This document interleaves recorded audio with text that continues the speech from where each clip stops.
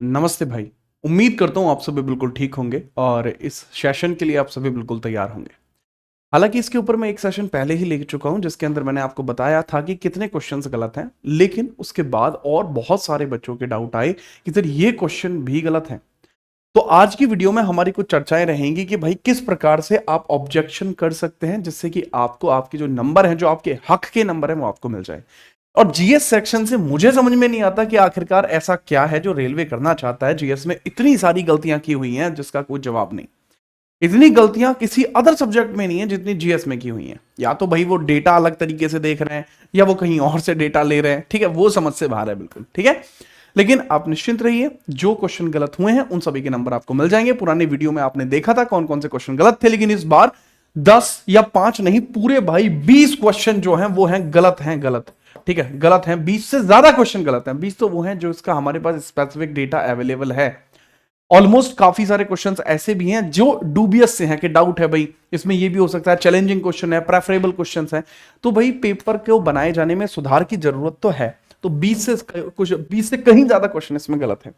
सबसे पहले आज की वीडियो का ऑब्जेक्टिव क्या है वो समझ लीजिए। रॉन्ग क्वेश्चंस का होना क्या है, ऑब्जेक्शन कैसे कर सकते हैं, मार्क्स किस किस को मिल जाएंगे और जीएस में ही ऐसा क्यों होता है। शुरुआत करते हैं पहले पॉइंट से कि भैया होना क्या है। जिस जिसके रॉन्ग क्वेश्चन है आप ऑब्जेक्शन फिल करेंगे। आप ऑब्जेक्शन फिल करेंगे, जैसे आप ऑब्जेक्शन फिल कर देते हैं उसके पश्चात आपको उसके नंबर अलॉट हो जाएंगे। ऑब्जेक्शन फिल करने की जो प्रोसेस है उसकी व्याख्या मैं अभी करूंगा। इस प्रोसेस के लिए आपको 50 रुपए खर्च यहां पर करने हैं। पर क्वेश्चन आपके 50 रुपए लग रहे हैं। अगर आपका सही निकला तो रुपए वापस आ जाएंगे, नहीं तो 50 रुपए जाएंगे। मार्क्स किसको किसको मिलने, ऑब्जेक्शन फिल करेंगे तो मार्क्स मिलेंगे। हालांकि अगर आपकी शिफ्ट में वो क्वेश्चन सही हुआ तो मार्क्स सबको मिलेंगे।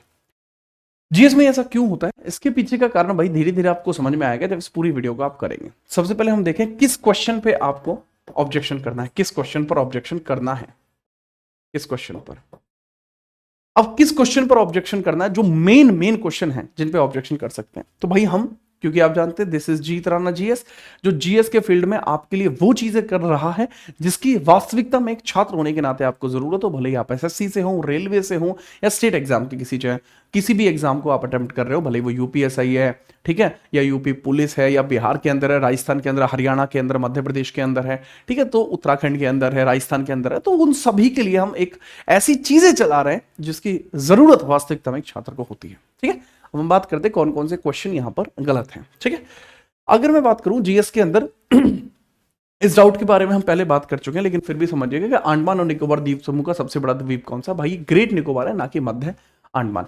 तो आपको प्रोसेस तो मैं बताऊंगा ही, इस क्वेश्चन आईडी वगैरह ये सब चीज आपको थोड़ी सी देखनी है कि इस क्वेश्चन पर भाई आपका हालांकि ऑब्जेक्शन हमारी तरफ से हो गया था, ठीक है, रेज कर दिया था कि अशोक के शासनकाल के दौरान गुप्त साम्राज्य की राजधानी क्या थी। देखो, अशोक के शासन के दौरान गुप्त साम्राज्य की राजधानी क्या थी, इसमें दो मिस्टेक हैं। पहली बात, अशोक जो है ये गुप्त साम्राज्य से संबंध ही नहीं रखता। अशोक का जो संबंध है वो मौर्य साम्राज्य से है, वो मौर्य साम्राज्य से है, ना कि गुप्त साम्राज्य से। पहली बात, अगर गुप्ता भी होगा या मौर्यन भी हो गया, दोनों ही केसेस में आंसर पाटलिपुत्र है, उज्जैन किसी सूरत में नहीं हो सकता। अशोक जो है, अशोक जब गवर्नर थे तो ये अवंती के गवर्नर थे, जो उज्जैन के अंदर एक क्षेत्र लगता है। तो गवर्नर के दौरान तो भले ही राजधानी होगी, लेकिन इसमें साम्राज्य की राजधानी पूछी है, ना कि अशोक के कार्यकाल के दौरान अशोक की राजधानी। तो ये थोड़ा सा वेरिएशन ही गलत है। कौन सी शिफ्ट है सर, 2 ही तारीख में, पहली ही तारीख में दूसरी शिफ्ट के अंदर ही इन्होंने धमाके करने शुरू कर दिए थे। दूसरा भैया अगला, संविधान के अनुच्छेद 39, ये है 5वां, ये बिल्कुल नया एक बच्चे ने भेजा था। भाई इस सवाल में तो इतनी गलती है जिसका कोई जवाब नहीं। सवाल है 5/3/2025 यानी 5 तारीख की शिफ्ट का है। इसमें कहा गया कि संविधान का अनुच्छेद 39 राज्य को निम्नलिखित में से क्या सुनिश्चित करने का निर्देश देता है। तो राज्य के अंदर भाई गोपनीयता का अधिकार, आर्टिकल 21 में है भैया गोपनीयता का अधिकार। कुछ केसेस के अंदर राइट टू प्राइवेसी को अंदर आप 19 में कंसीडर शायद कर सकते हैं, वो भी कुछ सर्टेन केसेस में, बट आर्टिकल 21 ही इसको संपूर्ण तौर पर दर्शाता है। आर्टिकल 39 से इसका दूर दूर तक लेना देना नहीं है। समान कार्य के लिए समान वेतन, ये 39D में आता है। कार्य करने का अधिकार आर्टिकल 41 में आता है, 42 में आता है, ठीक है। सामाजिक व्यवस्था बनाए रखने की स्थिति 39 में आती है। तो भाई आंसर हो ही नहीं सकता। इनको करना क्या था कि संविधान का अनुच्छेद 39 राज्य के निम्नलिखित में से क्या सुनिश्चित करने का निर्देश नहीं देता। अगर ये नहीं लिखते यहां पर तो ये क्वेश्चन सही हो जाता, बट ये नहीं लिखना भूल गए, बस वहीं खेल खराब हो गया। चाहे नहीं लिखना भूल गए तो इस पर ऑब्जेक्शन किया जाना चाहिए। मुगल काल के दौरान महाभारत का रजनामा किसके द्वारा फारसी में अनुवाद किया गया था? अब ये क्वेश्चन है भाई प्राइम लेवल का। इस पे अब तुम अगर, मैं कह रहा हूं कि अगर आप ऑब्जेक्शन भी लगा दोगे ना तो भी आपको नंबर नहीं मिलेंगे, और ये क्वेश्चन गलत है। आप ऑब्जेक्शन भी लगा दोगे तो भी नंबर नहीं मिलेंगे, पर ये क्वेश्चन गलत है। प्रोसेस क्या है भैया? देखो, महाभारत को रजनामा में लिखा था फैजी ने और बदायूनी ने लिखा था। तो एक्चुअल फैक्ट तो है ही है, पूरी किताब है, ये पूरा लिखा है। लेकिन उसका जो पहला पेज है ना, जो प्रीफेस है उसका, वो प्रीफेस लिख दिया अबुल फजल ने।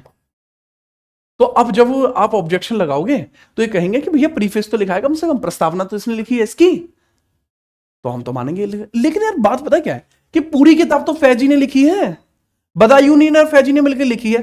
तो भाई अबुल फजल से कहीं ज्यादा तो फैजी ने लिखा है। या तो आप ऑप्शन में से फैजी हटा दो, या फिर अगर अबुल फजल रख रहे हो तो फिर ना तो फैजी हो ना बदायूनी, ये कुछ नहीं होना चाहिए। और अगर फैजी आ रहा है तो फैजी सही होना चाहिए। तो ये थोड़ी सी चीज आपको देखने को मिली। इस पर ऑब्जेक्शन लगाया जाना चाहिए, सबको नंबर अलॉट होने चाहिए। आप एक ही क्वेश्चन के, एक ही मल्टीप्लाई चॉइस क्वेश्चन में दो ऑप्शंस को सही नहीं करा सकते।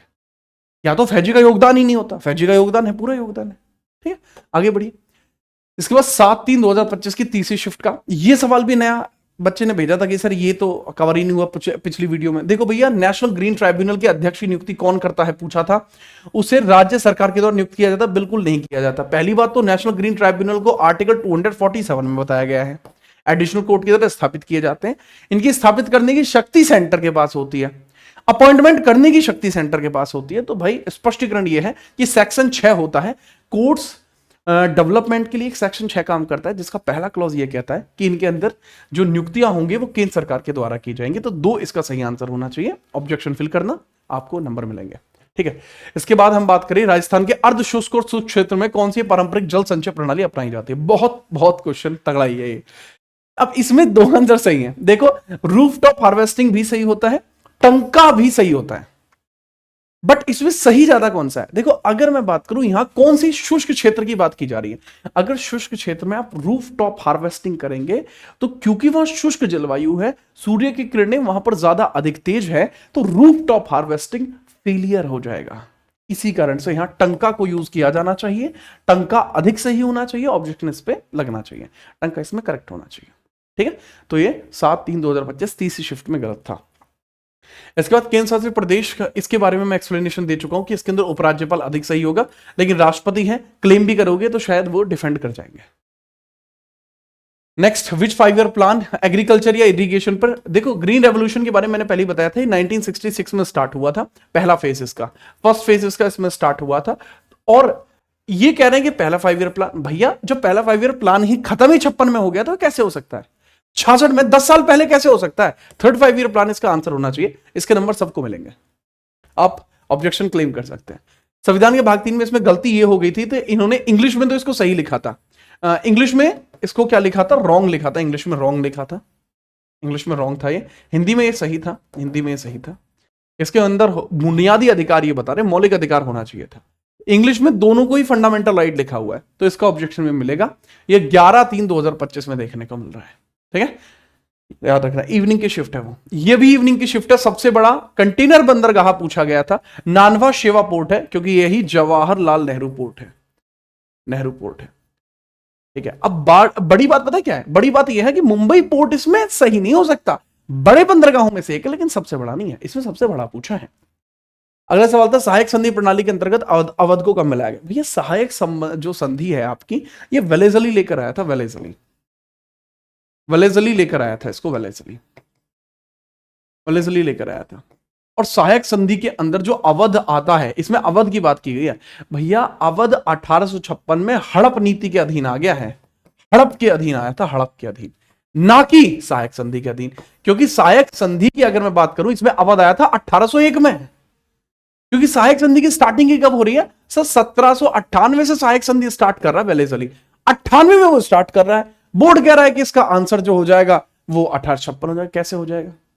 कोई तर्क ही नहीं है इस चीज का। तो ये सवाल के पूरे नंबर सबको मिलने चाहिए। 12/3/2025 तीसरी शिफ्ट में ये क्वेश्चन पूर्णतः गलत था। इस क्वेश्चन को भी बाद में ऐड हमें करना पड़ा। बाद में थर्ड शिफ्ट के अंदर 17/3/2025 मैंने इसमें बताया था कि अगर करंट अपवर्ड और वर्टिकल डायरेक्शन में फ्लो होगा तो ये वेस्ट की तरफ जाना चाहिए, और ये कह रहे हैं कि इसको ईस्ट की तरफ जाना चाहिए। नहीं जी, वेस्ट की तरफ जाना चाहिए। ठीक है। अगला 17/3/2025 की सेकंड शिफ्ट के अंदर डेक्कन प्लेटू किससे बना हुआ है? ज्योग्राफी का इससे आसान सवाल कहीं पे नहीं था। अगर मैं बात यहां पे करूं कि किस चीज से भाई डेक्कन प्लेटू बना है, तो भाई ये बेसाल्टिक चट्टानों से बना है और ग्रेनाइट से बना है, क्योंकि इसको ना दक्कन के पठार को काला पठार भी बोलते हैं। और ये कह रहे हैं कि भाई ये लाइमस्टोन सैंडस्टोन से बना है। क्या मतलब है भाई? डी इसका सही आंसर होना चाहिए। आप ऑब्जेक्शन फिल करिए इस पे, ठीक है, सेकंड शिफ्ट के इस पे ऑब्जेक्शन फिल करो। 18 में रोहित शर्मा आज तक 8 शतक नहीं बना पाया। ये कह रहे 8 शतक है, नहीं जी 5 शतक है रोहित शर्मा के आज की डेट में टोटल। उस कंडीशन के हिसाब से 5 इसमें करेक्ट आंसर होगा। रोहित शर्मा कितने शतक बनाए? ठीक है, इस पे भी आप ऑब्जेक्शन रेज कर सकते हैं। अब कौन सा पूछा कि कौन से प्लेयर के द्वारा ओपन बैडमिंटन चैंपियनशिप जीती गई थी जो न्यू दिल्ली में हुई थी? भाई चाइना के प्लेयर ने इसको जीता था, ना कि साउथ कोरिया ने।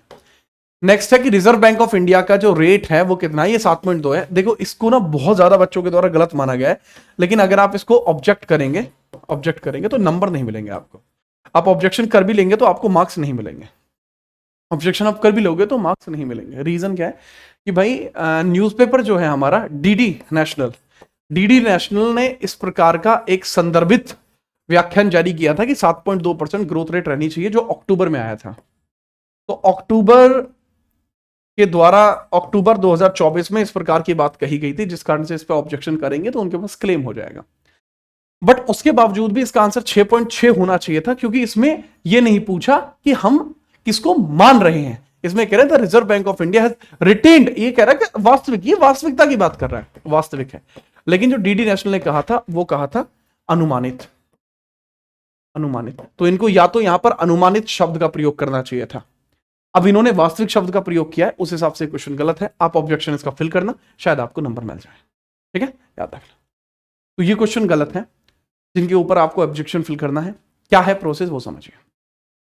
जो वीडियो आप देख रहे हैं, इस वीडियो के नीचे एक लिंक दिया हुआ होगा जिससे कि आप अपनी आंसर की पे जा सकते हैं। हर एक बच्चा अपनी आंसर की पे जा सकता है। इस वीडियो के नीचे, जो वीडियो चल रही है, इस वीडियो के नीचे लिंक होगा जिससे कि आप अपनी आंसर की पे जा सकते हैं।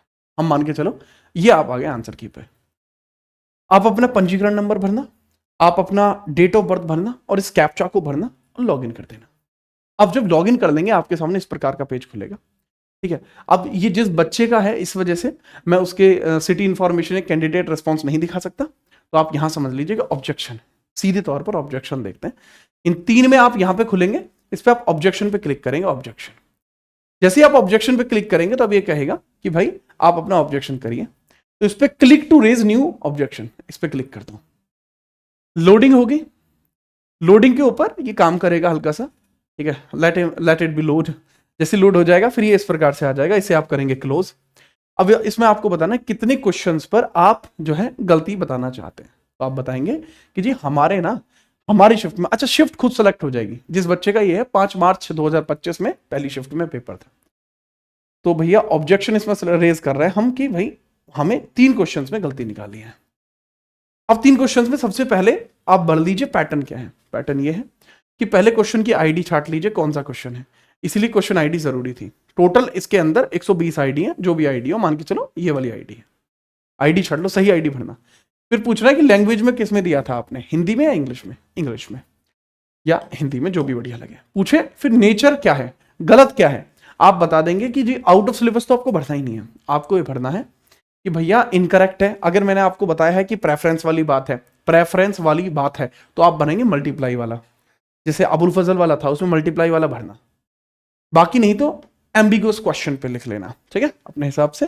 फिर इसके अंदर है क्या आप इसके ऊपर कुछ लिखना भी चाहते हैं, तो अगर लिखना चाहते हैं तो यस कर देना। फिर इसमें एक्सप्लेन लिख देना, जो चीज मैंने आपको बताई है कि हाँ ये ऐसे है, ये वैसे होना चाहिए। अगर नहीं लिखना चाहते तो इसे नो करना, और सपोर्टिंग डॉक्यूमेंट चाहे तो आप अपलोड कर सकते हैं। अगर आपके पास मेरे नोट्स हैं, नोट्स में मैंने आपको वो चीज लिखवाई हुई है, आप स्क्रीनशॉट उसका वहां से लीजिए, फोटो खींचिए और यहां ड्रॉप कर दीजिए। आपके पास बुक है, बुक में से फोटो खींचिए, उसको ड्रॉप कर दीजिए, जो भी आपका इसके रिगार्डिंग ऑब्जेक्शन है।